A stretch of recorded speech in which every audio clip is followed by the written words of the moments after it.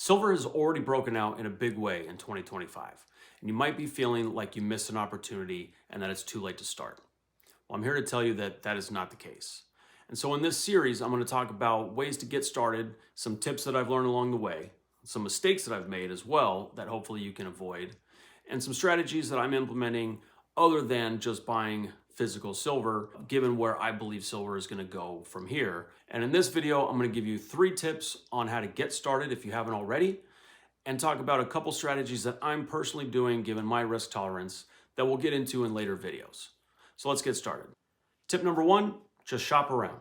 Find the best deal for your money from a trusted and respected vendor and compare prices. One dealer might have the same product but at different prices, just like a department store might have the same pair of jeans at different prices, right? You want to find the best bang for your buck, especially with silver at all-time high prices.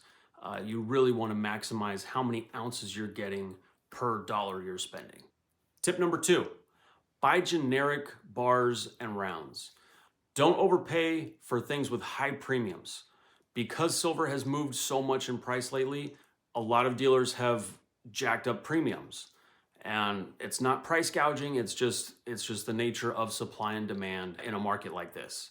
So the premium is the markup that a dealer puts on the bar or coin or round that you're buying. Right now, there's some products that have outrageous premiums, particularly things like American Silver Eagles, Canadian Maple Leaves, that I would definitely avoid right now if you're just starting out. I would look more for generics. This is a generic bar. It doesn't come from any specialized mint, but this is just a very generic 10-ounce bar. In fact, I might have got this at spot price.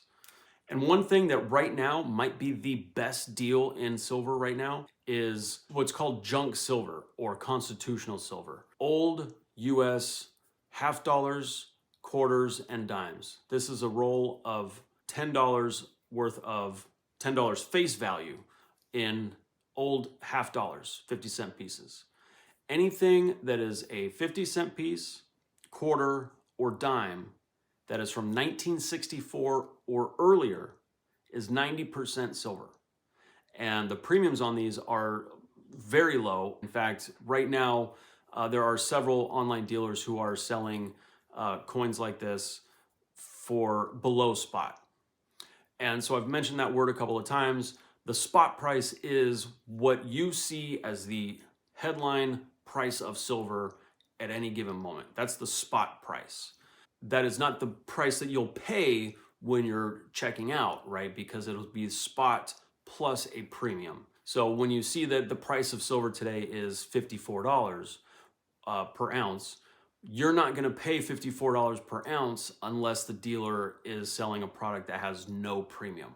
Right now, a lot of these 90% silver coins are being sold at spot price. Definitely a great place to start. Get the maximum ounces per dollar that you're spending. And the kind of rule of thumb is roughly, this isn't precise, but there's roughly 3/4 of an ounce of silver for every $1 face value. So 2 of these coins is roughly 0.75 ounces of silver. And tip number 3, whatever you plan on or think you're gonna spend on physical silver, don't do it all in one shot. Now, I do believe that the price of silver is going up from here considerably. However, silver is a market, just like any other market out there. It's going to fluctuate. Maybe today silver is $55 an ounce, and tomorrow it could be $56 an ounce. Well, a week from now, it could go down to $52 an ounce.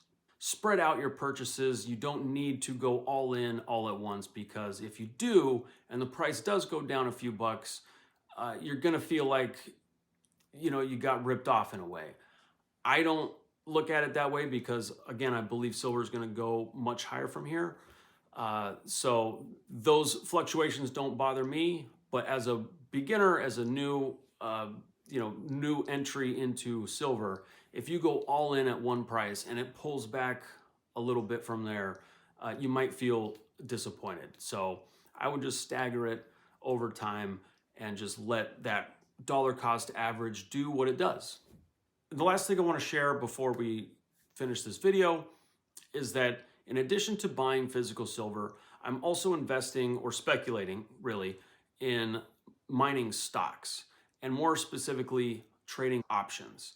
If you've never heard of that, it's a little bit of an advanced investment strategy or speculation. Because I believe the price of silver is going to go so much higher, I want to add a little leverage to that and buy and trade mining stocks and options in those stocks. That is just my personal risk tolerance. Everyone has to figure out that for themselves. And I think definitely physical silver is the place to start. If you have money that you can afford to lose, that's when you would speculate on the stocks. And so in future videos, I'll be showing some of my strategy for that, some of the stocks that I'm looking at in particular, and how I'm trading options. And if you're comfortable doing that, I'll show you exactly what I'm doing and how I'm approaching that. So to recap, even though silver's at all-time highs right now, it is not too late to get into silver, in my opinion. I think we have a lot of room to go in this bull market. If you want to stay up to date on everything silver, check out this playlist where all our silver videos will be posted. And we hope to see you next week. My name's Kevin, and this is Ounces and Options.